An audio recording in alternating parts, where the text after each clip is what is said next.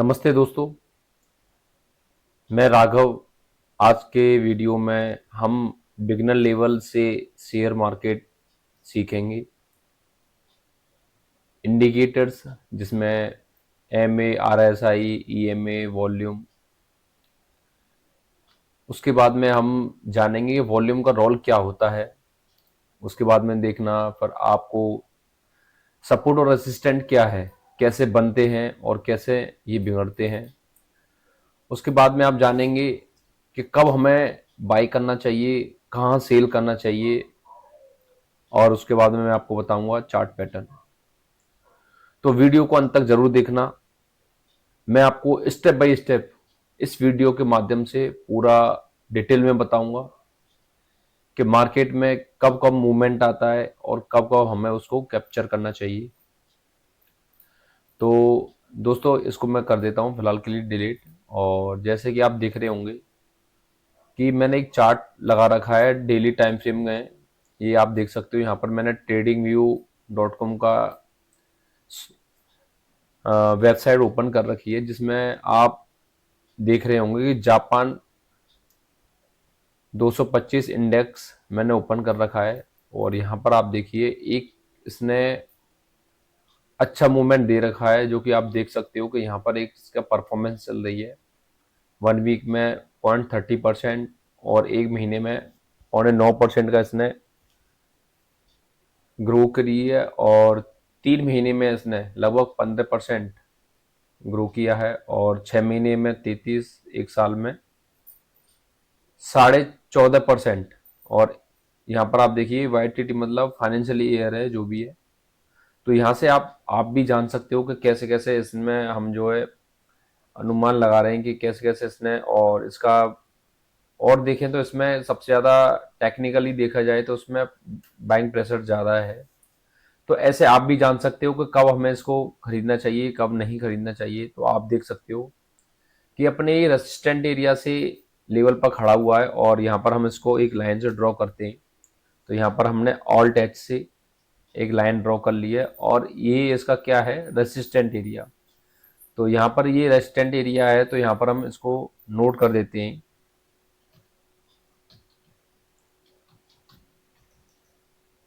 Resistant area. तो यदि इस लेवल को ये ब्रेक करता है, यदि इस लेवल को ये ब्रेक करता है, और इसको मैं थोड़ा इंडिकेट कर देता हूँ।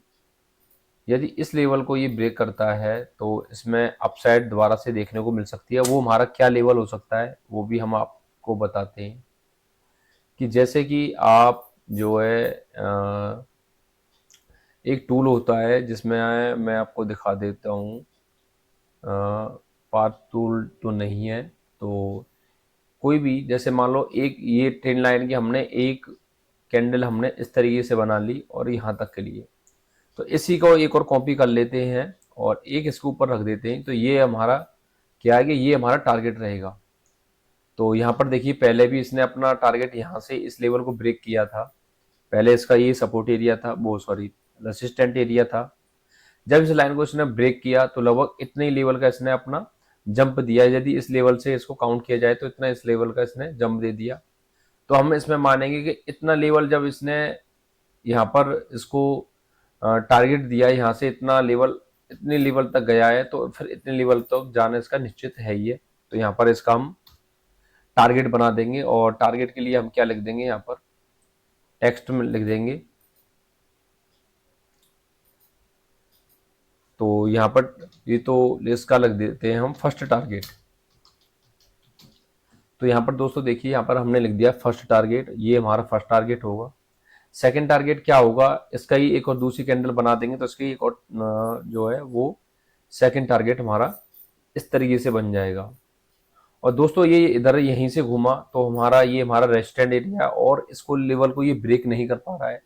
तो इसके बाद में हमारा क्या रहेगा, सपोर्ट एरिया क्या है, कहाँ से ये टच करने की टेस्ट करने के लिए आ सकते हैं, इस लेवल को 44,363 को इसको टेस्ट करने के लिए आ सकता है। तो यहाँ पर हम एक लाइन ड्रॉ करेंगे और इस लाइन को हम करेंगे रेड से। और रेड कैसे करते हैं दोस्तों, मैं आपको बता दूं। मैं जैसे कि आपको बताया कि मैं आपको बेसिक से शेयर मार्केट के बारे में पूरा बताऊंगा। तो ये जैपनीज चार्ट मैंने लगा रखा है, कोई नहीं, यदि आप इसके लिए निफ्टी का भी लगाएंगे तो वो भी चलेगा। लेकिन बाहर का मार्केट जो होता है उसमें ट्रैपिंग कम होता है और इंडियन मार्केट में ट्रैपिंग ज़्यादा होता है। तो यहाँ पर आप देख सकते हो कि ये मैंने अब सपोर्ट लेवल बना दिया है। तो यहाँ पर हम कर लिख देंगे सपोर्ट एरिया। तो टेक्स्ट कर देते हैं सपोर्ट, सपोर्ट जोन या एरिया कोई भी आप इस तरीके से मान सकते हो। और इसको यदि आप इसको फॉन्ट को कलर चेंज करना चाहते हैं तो इसको सेलेक्ट करने के बाद में ब्लू की बजाय आप इसको ब्लैक भी कर सकते हो, और थोड़ा इसको बोल्ड करना चाहें तो इसको बोल्ड भी कर सकते हो, जैसे आप उचित समझें। दोस्तों ये तो आपको मैंने बताया सबसे पहले सपोर्ट एरिया और रेजिस्टेंट एरिया, और जिसमें मैंने आपको बताया कि टारगेट भी हमारा फर्स्ट टारगेट ये है, तो सेकंड टारगेट हमारा क्या रहेगा, इस लेवल का रहेगा। ये तो नॉर्मली मैंने कैसे प्रेडिक्ट किया इसके बारे में आपको बताता हूँ। इसके बारे में जानने के लिए आपको मेरे वीडियो को अंत तक जरूर देखना पड़ेगा, जिससे कि आप लोग सीखें कि कैसे कैसे इसमें हम किस लेवल से हम इसको पैटर्न को सीख सकते हैं। तो यहाँ पर आप देखिए एक इसमें प्राइस सेक्शन बनाया है। तो यहाँ पर आप देखिए इस पाथ टूल से हम जानेंगे कि प्राइस ये कौन से एंगल से काम कर रहा है। देखिए यहाँ पर देखिए हाई और लो, ये अपना इसने पैटर्न बनाया। दोस्तों मैंने आपको बताया था वीडियो के स्टार्टिंग में कि मैं आपको पैटर्न बताऊंगा किस पैटर्न से मार्केट चलता है। तो वही पैटर्न ये हम अब देखो यहाँ पर देखिए थोड़ी टाइम के लिए यहाँ पर सस्टेन किया और उसके बाद में देखो कितना अच्छा मूवमेंट। तो ये कौन सा पैटर्न चल रहा है दोस्तों, हायर लो वाला पैटर्न चल रहा है, जैसे हाई और फिर लो, फिर हाई फिर लो, और दूसरा फिर यहाँ तक के लिए जा सकता है। तो ये हमारा हायर लो वाला पैटर्न बन गया। और एक तरह से अपना ये प्राइस एक्शन भी बता रहा है कि पहली सीढ़ी बन गई, फिर दूसरी, उसके बाद में थोड़ा कंसोलिडेट किया। जैसे कि मान लो कंसोलिडेट कहाँ पर किया है दोस्तों, तो यहाँ पर आप देखिए यदि इस लेवल को हम ड्रॉ करते हैं, यदि इस लेवल को हम ड्रॉ करते हैं यहाँ पर, तो यहाँ पर इसने कंसोलिडेट किया और यहाँ पर थोड़ा ये और नीचे कर देता हूं मैं, इस लेवल को इसने कंसोलिडेट किया और इसको ब्रेक किया। तो अप साइड में देखिए कितना टाइम, कितनी जल्दी से मूवमेंट दिया है। और यदि इसको मैं यहाँ से इसको लगाता हूँ, इसको मैं चेक करता हूँ, तो यहाँ तक के लिए तो कितने टाइम में, मतलब 143 दिनों में इसने लगभग 20%, मतलब 99 बार कैंडल, जो कि यहाँ पर आप देख सकते हो कि डेली टाइम फ्रेम का कैंडल लगा रखा है मैंने। और वीकली का लगाना चाहें तो वीकली का लगा सकते हो, but daily time frame best candle रहती है, जिसमें हम बहुत ही अच्छे लेवल से इसको प्रेडिक्ट कर सकते हैं। दोस्तों अब हम देखते हैं निफ्टी के में, निफ्टी या बैंक निफ्टी। यदि जैसे जैसे कि हम लगाते हैं निफ्टी का, हम बैंक निफ्टी का चार्ट लगाते हैं, तो बैंक निफ्टी में आप देखिए यहाँ पर एक डब्ल्यू पैटर्न मैंने बना रखा है। जैसे कि मैंने आपको बताया कि आप पैटर्न क्या होता है, तो वही पैटर्न है। जब आप मार्केट को डेली एनालाइज करोगे, डेली सीखने के पर्पज से देखोगे, तो वो भी आप सीख ही जाओगे। क्योंकि और सीखने के लिए लगभग आपको 6 महीने से लेकर 1 साल तक का टाइम लग सकता है। और जल्दी आप जल्दी सीखना चाहते हैं तो आप पेपर ट्रेडिंग के अकॉर्डिंग भी आप सीख सकते हो। और मेरी इस वीडियो को आप डेली देखोगे, मैं हफ्ते में 2 या 4 वीडियो डालता रहता हूं जिससे कि आप लोग सीखें। तो उन वीडियो से भी आप सीख सकते हो। और इस वीडियो में मैं वैसे आपको पूरा डाउट पूरे क्लियर कर दूंगा। और कुछ भी डाउट आपके रह जाते हैं तो कमेंट में लिखना ना भूलें, जिससे कि मैं और उस टॉपिक पर अलग से और वीडियो बना सकूं। तो यहाँ पर देखिए दोस्तों, जैसे कि मैंने आपको बताया कि बैंक निफ्टी में देखो कितना गंदा चार्ट बना रखा है। और वहीं पर आप देखिए जापानी लैंग्वेज मैंने बनाया था, तो वहां पर प्राइस सेक्शन कितना अच्छा काम कर रहा था, जो कि 143 दिनों में लगभग 20% का उसने उछाल दिखाया। और यहाँ पर आप देखिए कि लगभग ये देखिए कभी ऊपर गया तो नीचे ट्रैपिंग कर दिया लोगों को, फिर यहाँ पर लोगों ने सेल किया हो तो यहाँ के लिए ट्रैप कर दिया। और कहीं ना कहीं लोगों के लॉस होते रहते हैं, क्योंकि जब तभी तो भारत सरकार भी कहती है कि लगभग इंडिया के अंदर 90% लोग पैसा गंवाने वाले हैं और 10% कमाते हैं। 10% दोस्तों वही कमाते हैं जो सीखे हुए लड़के होते हैं, जो अपना एक्सपीरियंस से पैसा बनाते हैं। वो वेट करते हैं कब हमें बेचना चाहिए और कब इसमें बाइंग करनी चाहिए। तो हम दोस्तों आपको बताते हैं कि कब इसको बाइंग कर सकते हैं और कब इसको सेल कर सकते हैं। तो दोस्तों जैसे कि मैंने आपको अभी आपको मैंने बताया था कि रेजिस्टेंस और सपोर्ट क्या होता है। तो दोस्तों आप देख सकते हो इस लेवल से ये घूमा है। तो यहाँ पर भी आप देखिए कि एक कैंडल छोटी सी बनी, यहाँ से भी ये घूमा था। उसके बाद में देखिए फिर दोबारा से यहाँ पर आया है टच करने के लिए, और फिर दोबारा से इसमें सपोर्ट लेकर फिर दोबारा से ही घूमा है यहाँ से। फिर दोबारा से इसने कोशिश की यहाँ पर आने के लिए, बट नहीं गया। और तो फिर इस लेवल पर जाने के लिए सोच रहा है ये। तो यहाँ पर जाने के बाद में ये अगर नीचे आता है तो ये इसको बनाएंगे हम रेसिस्टेंट एरिया, और ये है हमारा सपोर्ट एरिया। तो इस बॉक्स के अंदर ये घूमता रहेगा, जिस तरफ के लिए मूवमेंट अगर इस लेवल को ब्रेक करता है तो इस लेवल तक के लिए जा सकता है, ये कि दूसरा है रेसिस्टेंट एरिया। तो यहाँ पर भी आप लिख सकते हो, ऐड टेक्स्ट कर सकते हो कि ये पहला हमारा टारगेट रहेगा, पहला टारगेट ये, यदि इस लेवल से घुमा है तो पहला टारगेट ये हो गया, और सेकंड टारगेट हो गया हमारा ये वाला, और ये हमारा हो गया सपोर्ट। पहला सपोर्ट हमारा ये हो गया, और दूसरा सपोर्ट कौन सा होगा, दूसरा दोस्तों हमारा ये रहेगा 51,800। 51,800 का हमारा ये दूसरा सपोर्ट रहेगा, और ये हमने रेड लाइन जो है ड्रॉ कर दी है। और यदि आप इस लाइन को भी रेड करना चाहते हो तो इस लाइन को भी आप रेड कर सकते हो। तो यहाँ से हम लाइन को रेड करेंगे, क्योंकि जो सपोर्ट एरिया है उसको हम रेड करेंगे, और जो ग्रीन एरिया है उसको करेंगे हम रेसिस्टेंट एरिया, क्योंकि कुछ ना कुछ तो लॉजिक रहना चाहिए ताकि आप लोग सीखें और आप बनाना भी सीखें। और यहाँ पर जैसे कि मैंने आपको पहले बताया था जैपनीज वाले चार्ट में, तो यहाँ पर आप देखिए, तो यहाँ पर भी बाइंग साइड का सिग्नल दे रहा है, और मोर टेक्निकल में क्लिक करते ही हम, तो यहाँ पर आप देखिए कि ऑस्किलेटर में आप देखिए बाइंग जोन दिखा रहा है, समरी में भी बाइंग जोन है, और मूविंग एवरेज में भी बाइंग, स्ट्रॉन्ग बाइंग है। तो यहाँ पर तीनों में दिखा रहा है कि बाइंग जोन है। और ये देखिए यहाँ पर सेल में 1 है, नेचुरल में भी 1 है, और बाइंग साइड में 13 है। और यहाँ पर आप देखिए 10 लोग नेचुरल हैं, 15 लोग बायर हैं। और यहाँ पर देखिए 9 नेचुरल हैं, 2 बायर हैं, सेलर एक भी नहीं है। तो इस हिसाब से हम देख सकते हैं कि बाइंग जोन है 1 डे में। और वीकली में देखें हम, तो वीकली में यहाँ पर नेचुरल है, और यहाँ पर भी स्ट्रॉन्ग बाइंग है। और 1 मंथ में जाएं तो 1 मंथ में भी इसमें बाइंग जोन चल रहा है, तो इसमें हम बाइंग कर सकते हैं मंडे को। तो दोस्तों यहाँ पर आप क्या सीखा, सपोर्ट और रेसिस्टेंट एरिया सीख लिया। अब क्या आता है दोस्तों, वॉल्यूम। मैंने आपको बताया था कि मैं आपको वॉल्यूम भी बताऊंगा, वॉल्यूम इंडिकेटर के बारे में बताता हूं मैं दोस्तों आपको।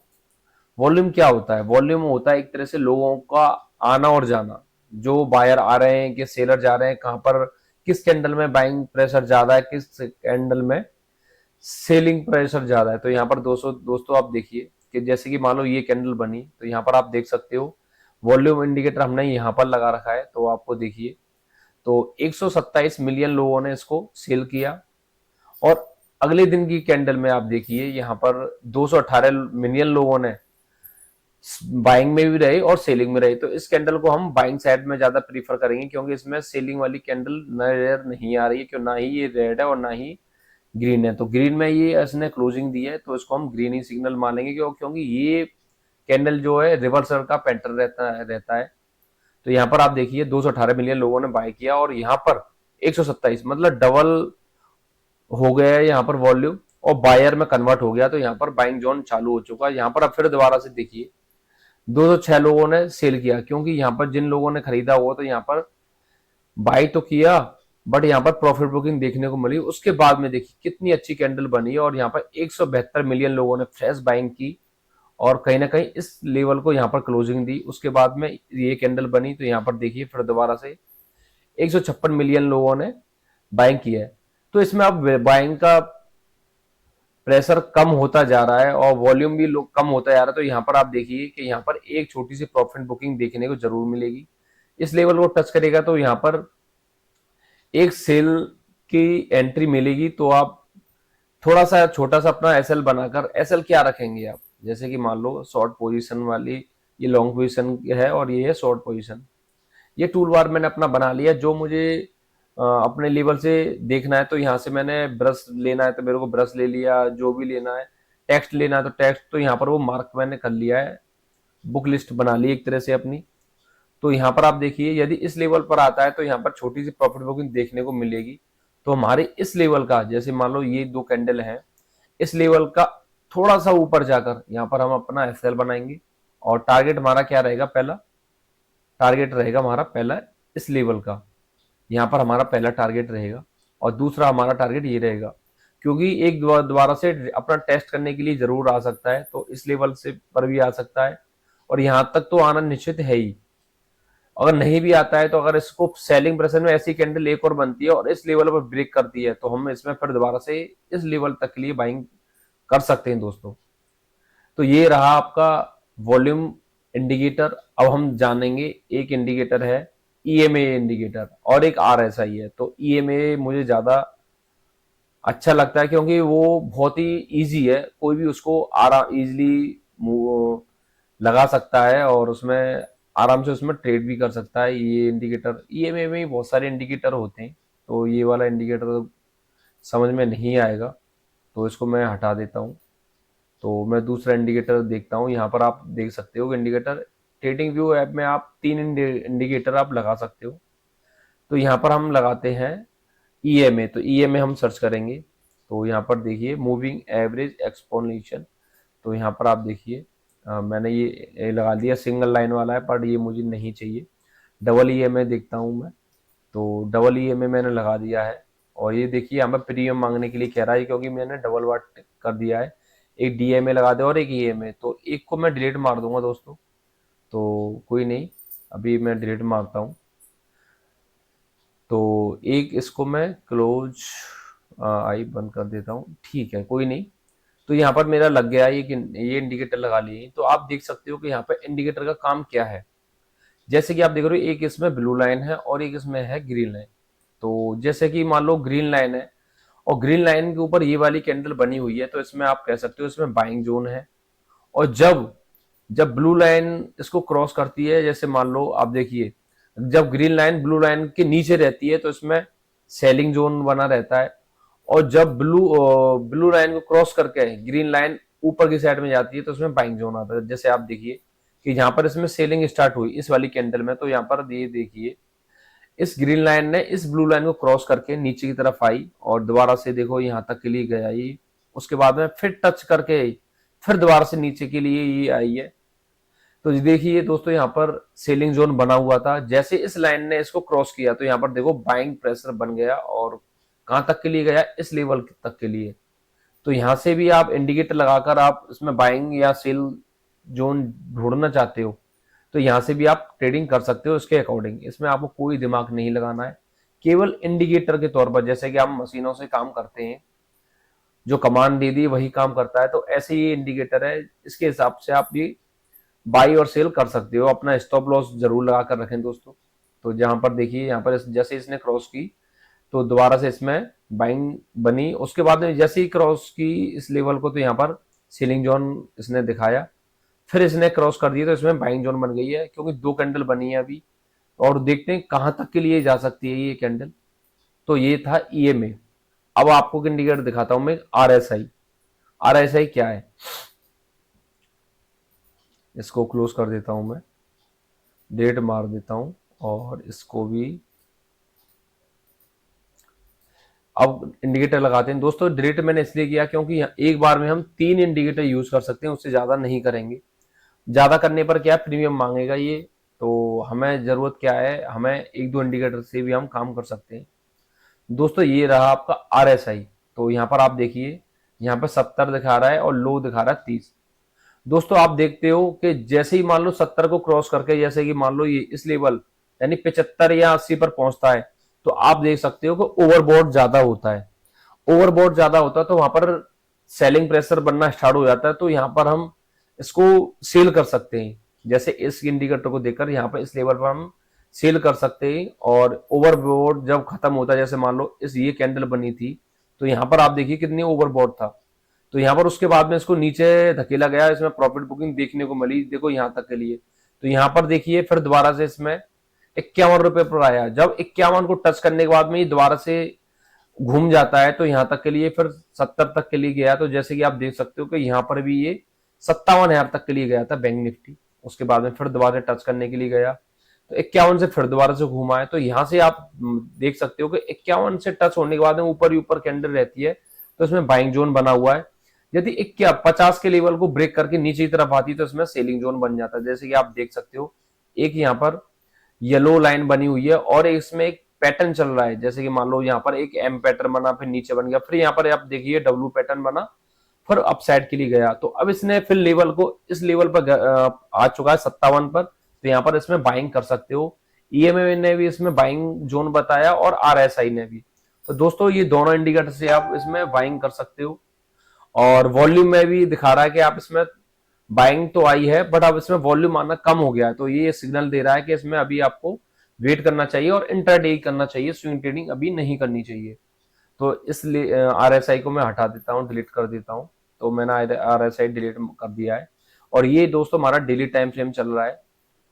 तो दोस्तों आपने इस वीडियो में कितना सीखा तो प्लीज कमेंट में लिखना ना भूलें, ताकि ऐसी वीडियो मैं और भी आप लोगों के लिए बता सकूं, बना सकूं, और आप इस ऐसी वीडियो से आप सीख सकें।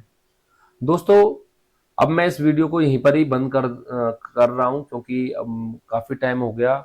ज्यादा लंबी वीडियो बनाना भी सही नहीं है, क्योंकि आप लोग फिर बोर होने लग जाओगे। और यदि आपको इंटरेस्ट आ रहा है, मजा आ रहा है ऐसी वीडियो देखने से, आपको सीख मिल रही है, तो आप लिखेंगे तो मैं इससे भी बड़ी अगली बारी वीडियो जरूर बनाऊंगा। आज के लिए बस इतना ही, धन्यवाद।